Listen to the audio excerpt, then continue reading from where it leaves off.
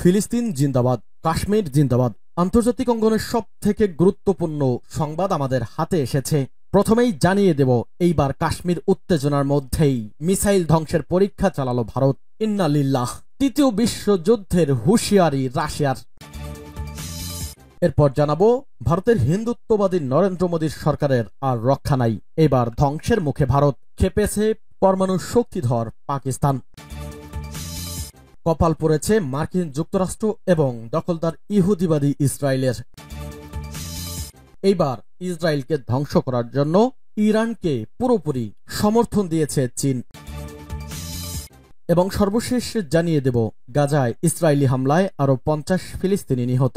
এতক্ষণ শুনছিলেন সংবাদ শিরোনাম, এখন বিস্তারিত। ভিউয়ার্স, আজকের সংবাদের সব থেকে গুরুত্বপূর্ণ বিষয় হচ্ছে পাকিস্তান এবং ভারত দুই দেশই পরমাণু শক্তিধর দেশ। ফিলিস্তিন স্বাধীনতার যুদ্ধের মধ্যেই ভারত এবং পাকিস্তান পুরোদমে তৃতীয় বিশ্বযুদ্ধের উত্তেজনায় ঢুকে গেছে। এরই মধ্যে অন্যতম পরাশক্তির দেশ রাশিয়া তৃতীয় বিশ্বযুদ্ধের ঘোষণা দিয়েছে। আর আপনারা সবাই জানেন, রাশিয়া সবসময় ইরান, তুরস্ক, ফিলিস্তিন এবং পাকিস্তানকে সমর্থন দিয়ে আসছে, যে কারণে মার্কিন যুক্তরাষ্ট্র, ইসরায়েল এবং হিন্দুত্ববাদী নরেন্দ্র মোদীর সরকার পরাজয় মানতে বাধ্য। এতে আপনার মতামত কি? কমেন্টস করে লিখে জানান। জম্মু কাশ্মীরের পেহেলগামে 26 জনকে গুলি করে হত্যার ঘটনায় উত্তপ্ত হয়ে উঠেছে ভারত ও পাকিস্তানের দ্বিপাক্ষিক সম্পর্ক। নয়াদিল্লির অভিযোগ, পাকিস্তান পরোক্ষভাবে এই হামলার সঙ্গে জড়িত।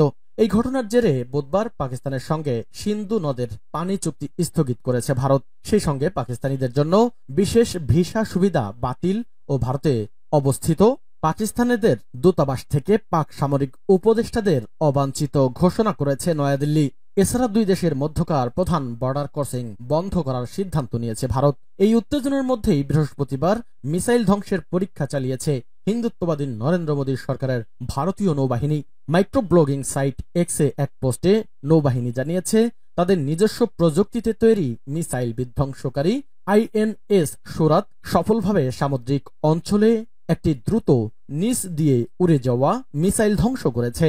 এর মাধ্যমে নিজেদের প্রতিরক্ষা ব্যবস্থায় আরেকটি মাইলস্টোন অর্জিত হয়েছে বলে দাবি করেছে ভারতীয় নৌবাহিনী। ভারতীয় সংবাদ মাধ্যম বিজনেস স্ট্যান্ডার্ড জানিয়েছে, পাকিস্তানের নৌ কর্মকর্তারা করাচি উপকূলে তাদের বিশেষ অর্থনৈতিক অঞ্চলে সারফেস টু সারফেস মিসাইলের পরীক্ষা চালাবে, যা 24 এপ্রিল থেকে 26 এপ্রিল পর্যন্ত চলবে।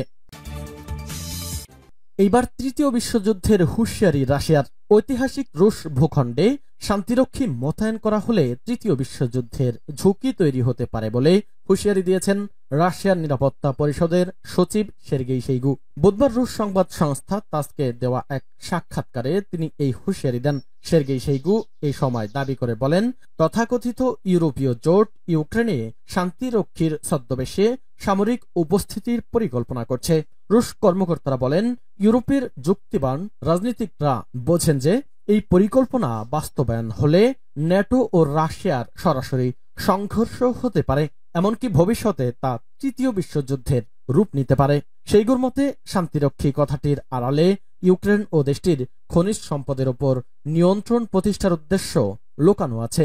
তিনি বলেন, এই সৈন্যদের শান্তিরক্ষী দখলদার বলাটা আরো উপযুক্ত হবে। সের্গেই শোইগুর ভাষায়, এই সৈন্যরা মূলত সেই সব ন্যাটো দেশ থেকে আসবে যাদের ইউক্রেনে উপস্থিতির বিরোধিতা রাশিয়া অনেক আগেই করেছিল।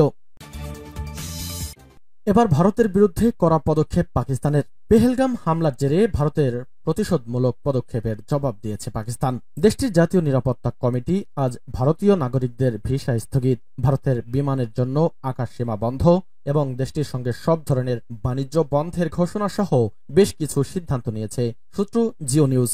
প্রধানমন্ত্রী শাহবাজ শরীফের কার্যালয় থেকে কঠোর ভাষায় পাঠানো এক বিবৃতিতে ইসলামাবাদ জানিয়েছে, তারা ভারতের সিন্ধু পানি চুক্তি স্থগিতের সিদ্ধান্তকে প্রত্যাখ্যান করেছে। বিবৃতিতে আরো বলা হয়েছে, পাকিস্তানি বন্ধ বা অন্যদিকে প্রবাহিত করার যে কোনো প্রচেষ্টা যুদ্ধের উস্কানি হিসেবে বিবেচনা করা হবে। জাতীয় ক্ষমতার পূর্ণ শক্তি দিয়ে এর প্রতিক্রিয়া জানানো হবে বলে উল্লেখ করা হয়েছে বিবৃতিতে।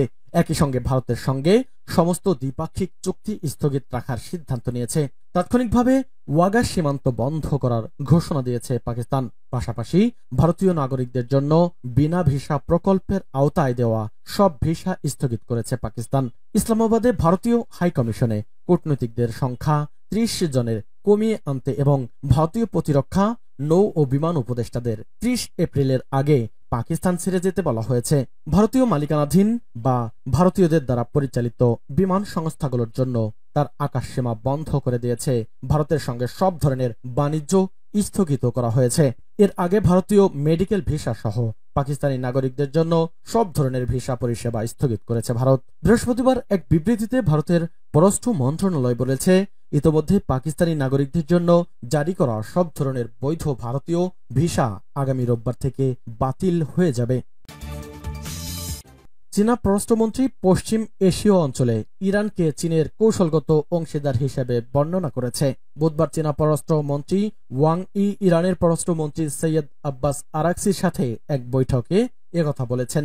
ইরান পশ্চিম এশীয় অঞ্চলে চীনের কৌশলগত অংশীদার। পার্স টুডে জানিয়েছে, চীনা পররাষ্ট্রমন্ত্রী বৈঠকে বলেছেন, আন্তর্জাতিক উত্থান পতনের পরীক্ষায় চীন ইরান বন্ধুত্ব দৃঢ়ভাবে দাঁড়িয়েছে এবং চীন ইরান সম্পর্কের উন্নয়ন উভয় পক্ষের জন্য একটি কৌশলগত দিক। ওয়াং ইয়ের মতে, সাম্প্রতিক বছরগুলোতে চীন এবং ইরান কঠিন সময়ে একে অপরকে সহযোগিতা করছে এবং সাহায্য করেছে। এর মাধ্যমে দুদেশের রাজনৈতিক সম্পর্ক আরও গভীর হয়েছে। দুই দেশই একতরফা ও স্বেচ্ছাসেবী নীতির বিরুদ্ধে লড়াইয়ে ঐক্যবদ্ধ হয়েছে। চীনা পররাষ্ট্র মন্ত্রণালয়ের ওয়েবসাইটে প্রকাশিত এক প্রতিবেদনে বলা হয়েছে, আরাকচি বৈঠকে বলেছেন, ইরান চীনের সঙ্গে সম্পর্ক উন্নয়নের উপর অত্যন্ত গুরুত্ব দেয়, এক চীন নীতি মেনে চলে এবং চীনের স্বার্থ রক্ষায় তেহরানের সমর্থনে রয়েছে। গাজায় ইসরায়েলি হামলায় আরও ৫০ ফিলিস্তিনি নিহত। ইসরায়েলের চলমান গণহত্যামূলক অভিযানের অংশ হিসাবে গত ২৪ ঘণ্টায় ইসরায়েলি বিমান হামলায় আরও অন্তত ৫০ জন ফিলিস্তিনি নিহত হয়েছেন এবং আহত হয়েছেন আরও ১৫২ জন। ইন্না লিল্লাহি ওয়া ইন্না ইলাইহি রাজিউন। এ নিয়ে গাজায় ২০২৩ সালের ৭ অক্টোবর থেকে নিহতের সংখ্যা বেড়ে ৫১,৩৫৫ জনে এবং আহতের সংখ্যা দাঁড়িয়েছে ১,১৭,২৪৮ জনে। বৃহস্পতিবার ফিলিস্তিনের স্বাস্থ্য মন্ত্রণালয় এক বিবৃতিতে এসব তথ্য জানিয়েছে। বিবৃতিতে আরও বলা হয়েছে, অনেক মরদেহ এখনও ধ্বংসস্তূপের নিচে ও রাস্তায় পড়ে আছে, কারণ উদ্ধারকারী দলগুলো সেখানে পৌঁছাতে পারছে না। এ নিয়ে গাজার সরকারি মিডিয়া অফিস তাদের মৃতের সংখ্যা ৬২,০০০-এরও বেশি বলে আপডেট করেছে। জানিয়েছে, ধ্বংসস্তূপের নিচে নিখোঁজ হাজার হাজার মানুষকে মৃত বলে ধরে নেওয়া হচ্ছে। গত ১৯ জানুয়ারি থেকে শুরু হওয়া ২ মাসের যুদ্ধবিরতি ভঙ্গ করে গত ১৮ মার্চ থেকে ফের সামরিক অভিযান শুরু করেছে দখলদার ইহুদিবাদী ইসরায়েল। এই নতুন ধাপে ইসরায়েল এখনো পর্যন্ত ২,০০০ ফিলিস্তিনিকে নির্মমভাবে হত্যা করেছে এবং ৫,২০০ জনকে আহত করেছে। গাজায় যুদ্ধাপরাধ ও মানবতা বিরোধী অপরাধের অভিযোগে ইসরায়েলের প্রধানমন্ত্রী বেনিয়ামিন নেতানিয়াহু ও সাবেক প্রতিরক্ষামন্ত্রী ইয়োব গ্যালান্টের বিরুদ্ধে ২০২৪ সালের নভেম্বরে গ্রেপ্তারি পরোয়ানা জারি করে আন্তর্জাতিক অপরাধ আদালত। এছাড়াও ইসরায়েলের বিরুদ্ধে গাজায় সংগঠিত গণহত্যার অভিযোগে আন্তর্জাতিক বিচার আদালতে ICJ মামলা চলমান রয়েছে।